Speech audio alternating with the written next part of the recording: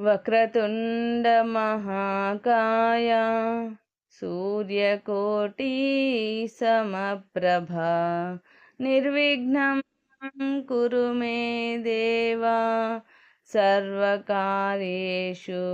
సర్వదా.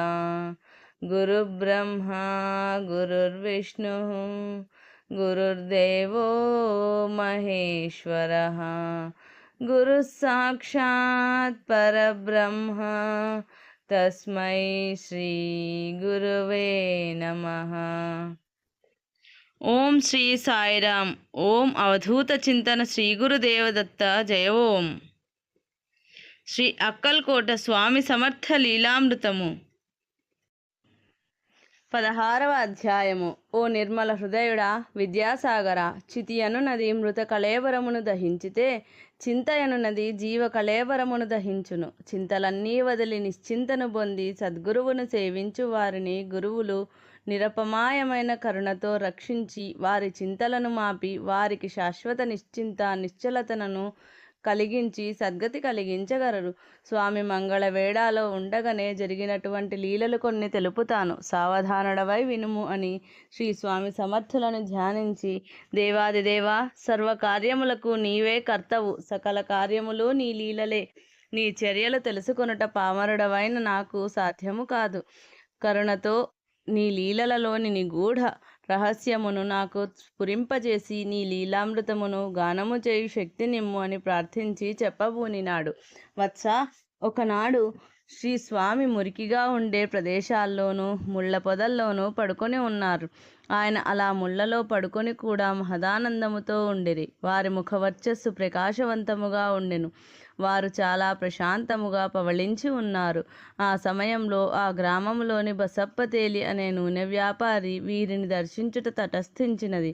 ఆ పరిసరములలో పవళించి మహా ఆనందముగా నున్న వారిని చూడగానే ఆశ్చర్యముతో వాని మనస్సులో ఆ మహామహిమాన్వితుడు ఎవరై ఉండవచ్చు, ఈయన సిద్ధపురుషుడా, మహనీయుడా, లేక పిచ్చివాడా అని ఆలోచిస్తూ ఆయనకు నమస్కరించినాడు. వెంటనే స్వామివారు అతని కేసి తీక్షణముగా చూసి, నేను ఎవరైతే నీకెందుకు అని గట్టిగా అరచెను. బసప్ప శ్రీ స్వామివారి సర్వవ్యాపకత్వ సర్వజ్ఞతను గ్రహించి, ఈ మహానుభావుడు తన మనోభావాన్ని అంతలో గ్రహించిరి అనుకొని ఆయన గొప్ప మహాయోగి అని గుర్తించి భక్తితో ఆత్మానందభరితుడయ్యను. ఆ క్షణం నుండి తన వ్యవహార చింతలన్నింటినీ వదిలి స్వామినే చింతించుచు వారి వెంట వారు ఎక్కడికి వెళితే అక్కడికి వెళ్ళి ఆయన సేవకే అంకితమైనాడు. అలా బసప్ప స్వామిని సేవించుచుండగానే అనేక మంది స్వామిని సేవించుటకై వారిని చేరినారు. బసప్ప నిర్మల మనస్కుడై నిస్వార్థంతో భక్తితో స్వామి సేవలో లీనమై ఉండేవాడు. బసప్పది అతి బీద కుటుంబము. ప్రతిదినం ఇంటింటా తిరిగి నూనె వ్యాపారం చేసి భార్యాబిడ్డలను పోషించుకొని వృత్తి. అతడు వ్యాపారమును మాని పిచ్చివాని సేవకు అంకితమైనందున అతని భార్య చాలా బాధపడి కూలిపని చేసి కుటుంబమును పోషించుకొనుచున్నది. సద్గురువు పైన గల భక్తి అమృతము వంటిది. దాన్ని ఒకసారి చవి చూసిన వారు ఎట్టి స్థితిలోనూ వదులుకోలేరు. దాన్ని త్రాగిన కొద్దీ త్రాగాలని అనిపిస్తూ ఉంటుంది. తనివి తీరడము అనేది దాని విషయములో లేనే లేదు. గురుభక్తి జనించగానే మితభాషిత్వం, వినయం, ఓర్పు, శ్రద్ధ, ఇంద్రియ నిగ్రహం అలవడతాయి. వాని ద్వారా పాపాలు చాలా వరకు క్షీణించిపోయి శిష్యుడు పరిశుద్ధుడు అవుతాడు. అలా పరిశుద్ధుడైన బసప్ప సద్గురుమూర్తి అయిన శ్రీ స్వామి సమర్థుల సన్నిధిలో జీవించసాగినాడు. సద్గురువు తన శిష్యులను ఆధ్యాత్మికముగా, ఆది భౌతికంగా, ఆర్థికంగా రక్షించి కాపాడుతారు. బసప్ప కుటుంబ స్థితి తెలిసిన స్వామివారు వానికి మేలు చేయ సంకల్పించారు. ఒకరోజు అనేక మంది భక్తుల మధ్య కూర్చొని ఉన్న స్వామి సమర్థులు అకస్మాత్తుగా లేచి అతి వేగంగా నడవడం ప్రారంభించారు. భక్తులందరూ స్వామి వెంట పరుగెత్తవలసి వచ్చినది. అలా అతి వేగముగా పోవుచున్న స్వామిని ఒక బసప్ప మాత్రమే అనుసరించగలిగినాడు. మిగతా వారు పరిగెత్తలేక అలసి ఆగిపోయినారు. చివరకు అందరినీ వదిలి వారిరువురు ఒక దట్టమైన అడవిలోకి ప్రవేశించినారు.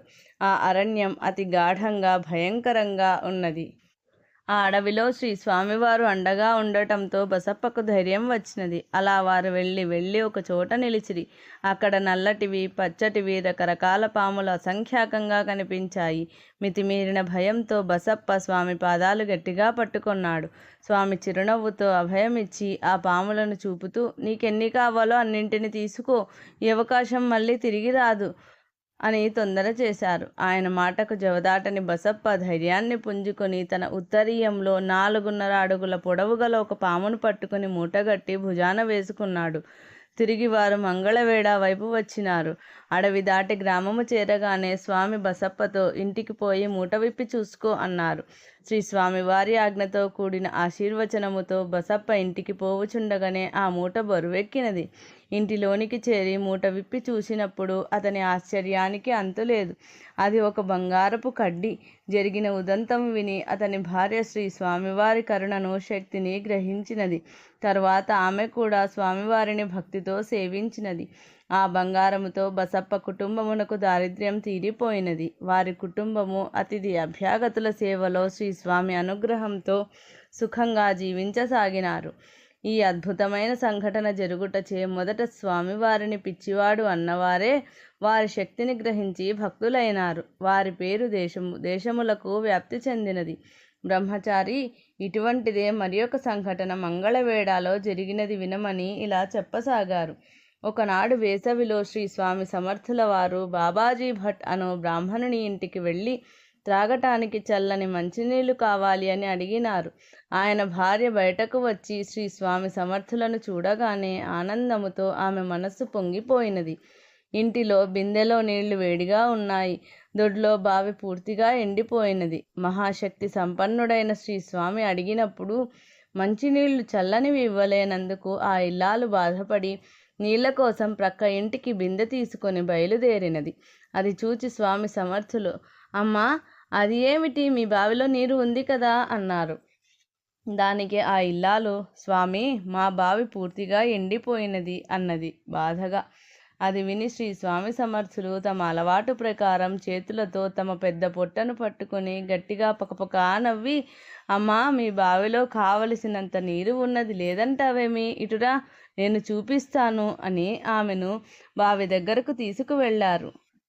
ఆమె చూస్తుండగా పసిపిల్లవాని వలె ఆయన ఆ బావి ప్రక్కనే మూత్ర విసర్జన చేశారు. ఆశ్చర్యంగా చుక్క నీరు లేక అనేక రోజులుగా పూర్తిగా ఎండిపోయిన బావి నుండి నీరు ఉబికి అతి వేగంగా పూర్తిగా నిండిపోయినది. ఆ సద్గురువుని దాహం తీర్చుటకు మహాగంగ అక్కడకు వచ్చినదా అన్నట్లు ఆయను. ఆమె అమితమైన సంతోషంతో ఆ నీటిని ముంచి స్వామి సమర్థుల పాదములను కడిగి వారికి త్రాగడానికి నీరు ఇచ్చి పాదాభివందనము చేసి జయఘోషలు చేసినది. స్వామివారు నీరు త్రాగి తమ దారిన తాము వెళ్ళిపోయినారు. మంగళవేడ గ్రామస్తులు ఒకదాని తరువాత ఒకటిగా జరుగుతున్న సంఘటనలను చూచి అమితమైన ఆనందాన్ని పొంది స్వామివారిపై అనన్యమైన భక్తిని పెంచుకొని వారిని సేవించసాగిరి. భక్తులు ఇప్పటికీ ఈ బావిని దర్శిస్తుంటారు. స్వామివారి లీలలను గురించి తెలుసుకుని పొరుగు గ్రామము నుండి ఒకరోజు ఒక స్త్రీ మధ్యలో అనారోగ్యము చేత చూపుపోయిన తన కుమారుని తీసుకొని వచ్చెను. ఆమె శ్రీ స్వామివారి దగ్గరకు చేరి పాదాభివందనములు చేసి తన కుమారునితో పాదాభివందనములు చేయించి వారి సమీపంలో కూర్చుని, బాబా, వీడు నా కుమారుడు. పూర్వం నేత్రములు బాగా ఉండి చూపు ఉండేది. మధ్యలో అనారోగ్యము చేత చూపు పోయినది.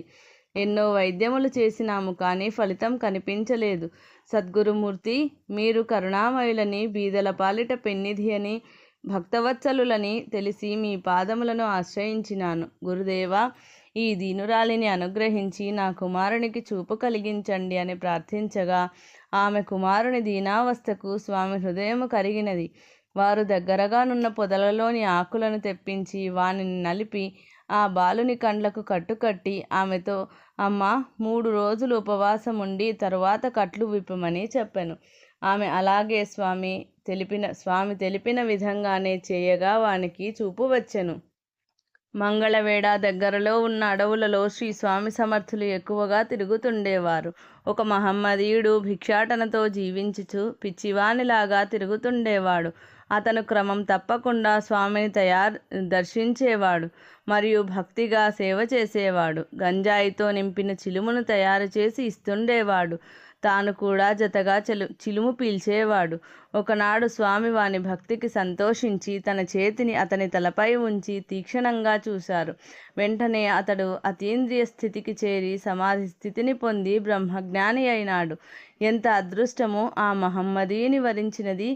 కొంతకాలము తరువాత ఆ మహమ్మదీయ ఫకీరు సతారా జిల్లాలో కృష్ణానదీ తీరాన స్థిరపడెను. కొన్ని వేల మంది అతన్ని దర్శనం చేసుకునేవారు. ఆయన ఈ జన సమూహమునకు ఇష్టపడేవారు కారు.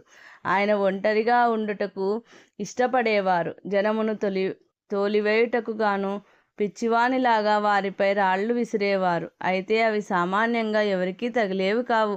అవి ఎవరికి తగిలితే వారి కోరికలన్నీ పూర్తిగా నెరవేరేవి.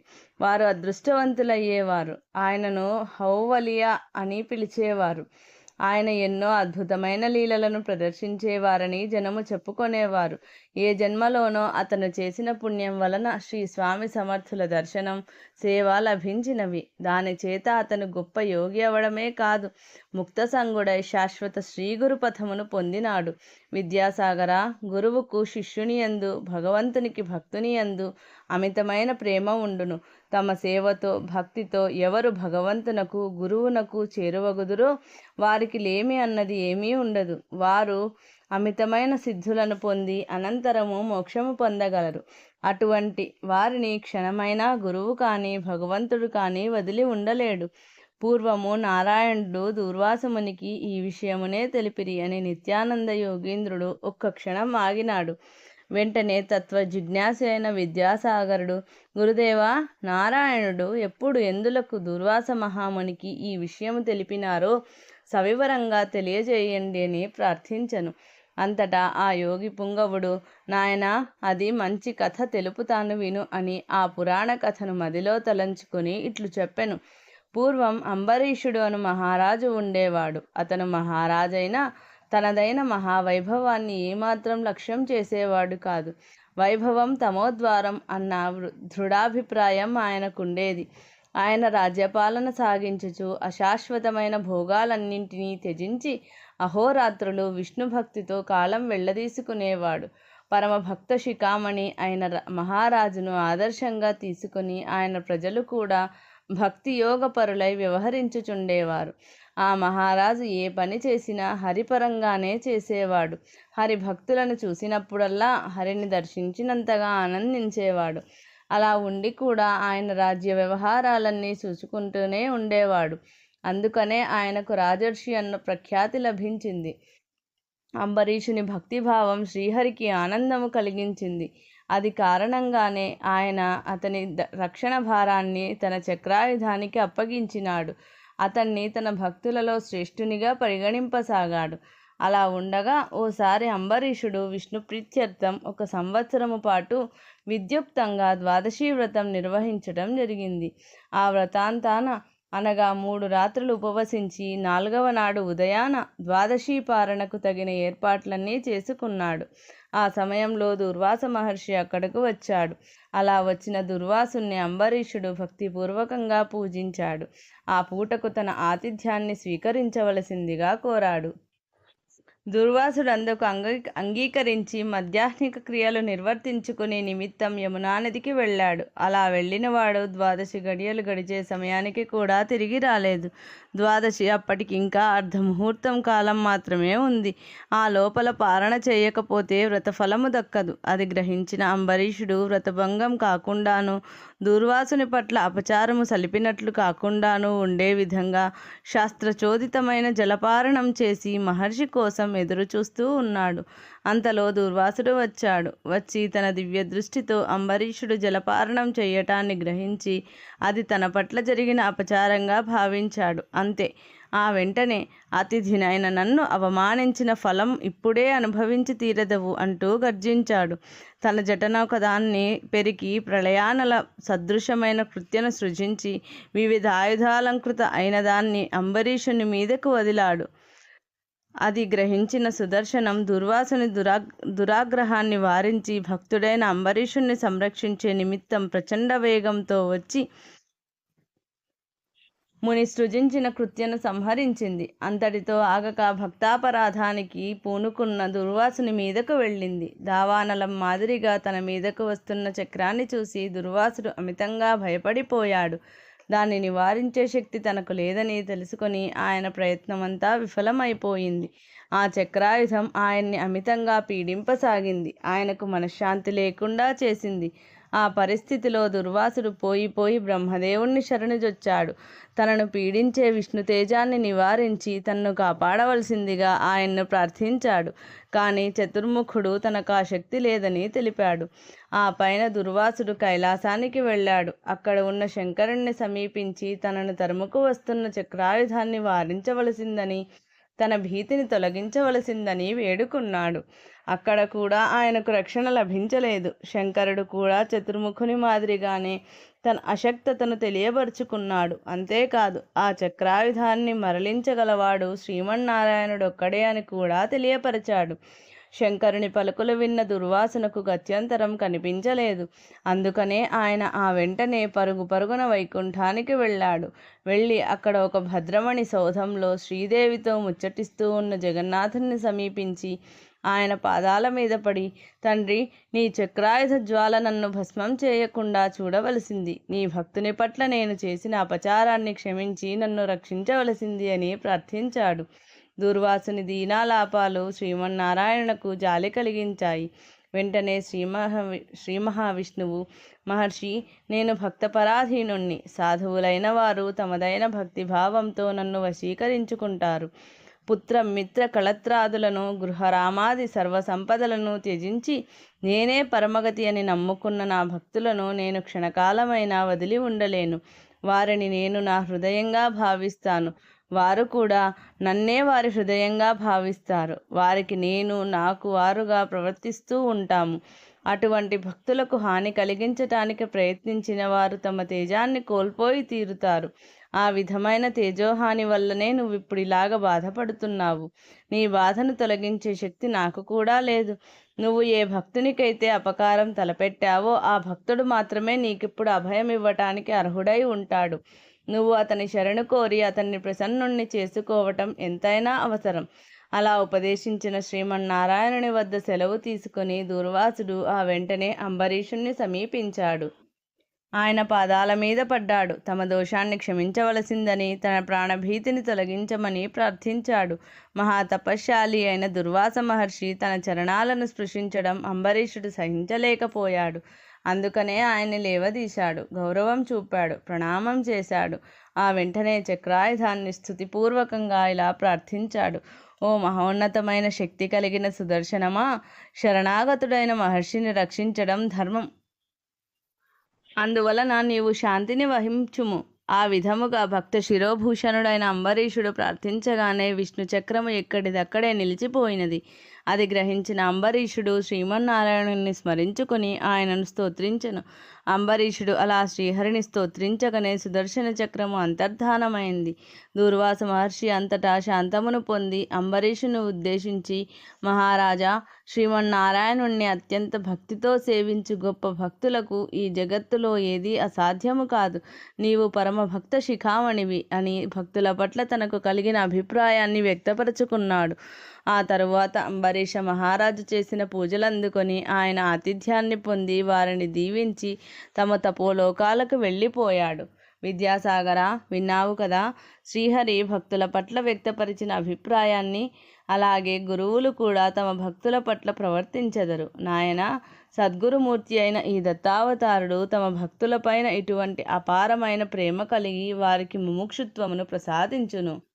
విద్యాసాగర, మంగళవేడాలోని స్వామివారి అనుగ్రహంతో సంతానం కలిగిన దంపతుల కథ వినుము. స్వామివారి భక్తుడైన బసప్ప ఇంటి దగ్గరలో ఒక బీద కుటుంబీకులు ఉండేవారు. వారికి పెళ్లి జరిగి అనేక సంవత్సరములైనది. కాయ కష్టం చేసుకుని సంసారం చేసుకునేవారు. ఒకనాడు బసప్పకు తమ బాధను వెల్లడి చేసినారు. బసప్ప వారిని సద్గురువైన స్వామిని ఆశ్రయించమని తెలిపి వారిని స్వామి సన్నిధికి తీసుకుని పోయినాడు. గ్రామము వెలుపల ఒక వటవృక్షం నీడలో స్వామి ఆసీనులై ఉన్నారు. వారిని అనేక మంది భక్తులు సేవించుచున్నారు. కొందరు పాదములను వత్తుచున్నారు, కొందరు సంకీర్తనము చేయుచున్నారు, మరి ఒకరు స్వామికి ఆహారం తినిపించుచున్నారు. అట్టి సమయంలో బసప్ప స్వామిని సమీపించి ఆ దంపతులను పరిచయం చేసి వారి దుఃఖమును తెలియజేసెను. ఆ దంపతులు స్వామివారి పాదములను ఆశ్రయించిరి. అంతటా స్వామి సమర్థులు వారి దుఃఖమును పారద్రోలదలచి, నాయనా, శీర్ష చెట్టు యొక్క జిగురులో కొంచెము పంచదార కలుపుకొని ఒక పక్షము రోజులు నీ భార్య చేత తినిపించు, మీ కోరిక తీరుతుంది అని వారిని దీవించిరి. ఆ దంపతులు స్వామివారి ఆజ్ఞను అనుసరించి అలాగే చేసి నిత్యం స్వామిని సేవించుచుండిరి. కొద్ది రోజులకు ఆమె గర్భమును దాల్చి పుత్ర సంతానము పొందెను. ఆ విధంగా స్వామి సమర్థులు తమను దర్శించిన వారి కష్టములను తొలగించి, వారి కోరికలు నెరవేర్చి, వారిపై తమ కృపను వర్షింపచేసి, వారిని ఆనందముగా దీవించి పంపెడివారు. మంగళవేళలోనే ఒక అతి బీదవాడైన సాలెవాడు గలడు. వాడు ప్రతిదినము స్వామిని దర్శించి సేవించేవాడు, కానీ వారిని ఏమీ అడిగేవాడు కాదు. నిస్వార్థ బుద్ధితో ఆ పరమ గురువును సేవించడివాడు. వాని భక్తికి సంతసించిన స్వామివారు ఒకనాడు వానికి కలలో కనిపించి, ఓయి, మీ తండ్రి మీ ఇంటిలోని తులసి బృందావనము దగ్గర ధనమును పాతిపెట్టినాడు. దానిని నీవు తీసుకుని దారిద్ర్యాన్ని నిర్మూలనం చేసుకుని సుఖముగా జీవించమని తెలిపి దీవించి అంతర్ధానమైరి. తెల్లవారి ఆ సాలెవాడు నిద్రలేచి స్వామివారి ఆదేశం ప్రకారం తులసి బృందావనము దగ్గర త్రవ్వగా దానిలో వాని తండ్రి దాచిన ఆభరణములు కొంత ధనము దొరికినది. దానితో అతను వ్యాపారం చేసి తన దారిద్ర్యాన్ని నిర్మూలనం చేసుకుని దాన ధర్మములతో జీవించుచు స్వామిని సేవించుకొనెను. ఈ విధంగా స్వామి సమర్థుల వారి కృపచేత ఆయన దారిద్ర్యము మటుమాయమాయెను. విద్యాసాగర, ఈ విధముగా శ్రీ స్వామి సమర్థులు వారి దివ్యతత్వమును భక్తులపైన వారి అపారమైన కరుణను తెలియజేసిరి. అవతార పురుషుడైన స్వామివారి అనంతమైన లీలలలో ఇవి మచ్చుతునకలు మాత్రమే. రామకృష్ణ హరి ముకుంద మురారి, పాండురంగ పాండురంగ పాండురంగ హరి. ఇది విద్యాసాగర శ్రీ నిత్యానంద యోగి సంవాద రూపమున శ్రీ దత్తాత్రేయ సంప్రదాయ శిష్య పరంపరలోని శ్రీ శ్రీ శ్రీ స్వామి విఠలానంద సరస్వతి మహారాజ్ విరచిత శ్రీ అక్కల్కోట స్వామి సమర్థ లీలామృతము 16వ అధ్యాయము సంపూర్ణం.